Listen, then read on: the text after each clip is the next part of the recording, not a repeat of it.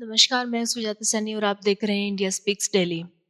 अमेरिकी सरकार ने यूक्रेन को दी जाने वाली सैन्य मदद निलंबित कर दी है क्योंकि राष्ट्रपति डोनाल्ड ट्रंप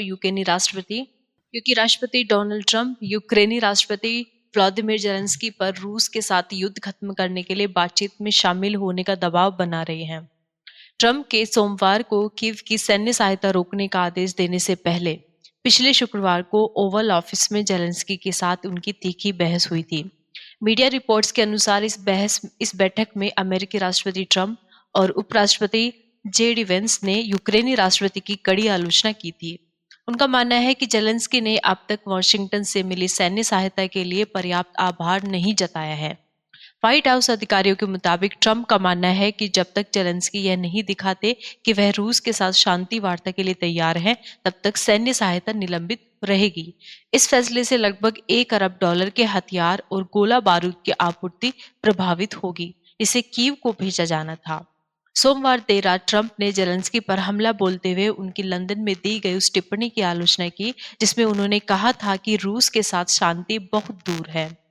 ट्रंप ने अपने social media platform truth social पर लिखा, ये जेलेंस्की द्वारा दिया गया अब तक का सबसे खराब बयान है और अमेरिका इसे ज्यादा दिनों तक बर्दाश्त नहीं करेगा। मैं पहले ही कह रहा था, यह आदमी तब तक शांति नहीं चाहता जब तक उसे अमेरिका का समर्थन मिल रहा है। यूरोप ने जेलेंस्की के साथ बैठक में साफ कह दिया कि वे अमेरिका के बिना यह काम नहीं कर सकते।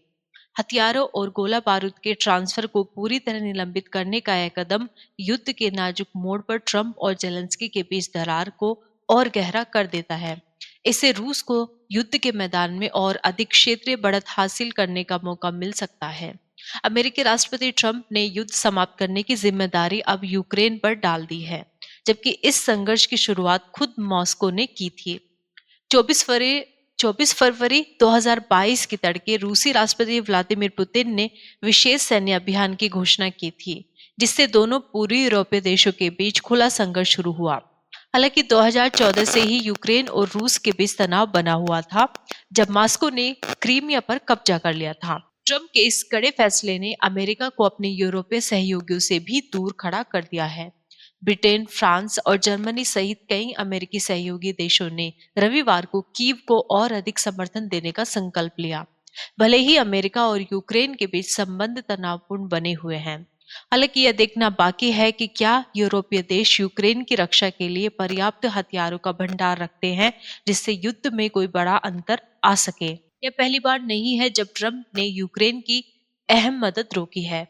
इससे पहले जुलाई 2019 में उन्होंने तत्कालीन राजनीतिक प्रतिद्वंदी जो बाइडेन और उनके बेटे हंटर बाइडेन की जांच कराने के लिए जेलेंस्की पर दबाव डाला था। ट्रंप ने अपने पहले कार्यकाल में न्यूयॉर्क के पूर्व मेयर रुडोल्फ गिउलियानी समेत कई सहयोगियों का इस्तेमाल करके जेलेंस्की को बाइडेन परिवार की जांच के लिए मजबूर करने की कोशिश की थी। इसके चलते अमेरिकी संसद के निचले सदन हाउस ऑफ रिप्रेजेंटेटिव्स ने ट्रंप पर महाभियोग लगाया था। हालांकि फरवरी 2020 में सीनेट ने उन्हें बरी कर दिया था।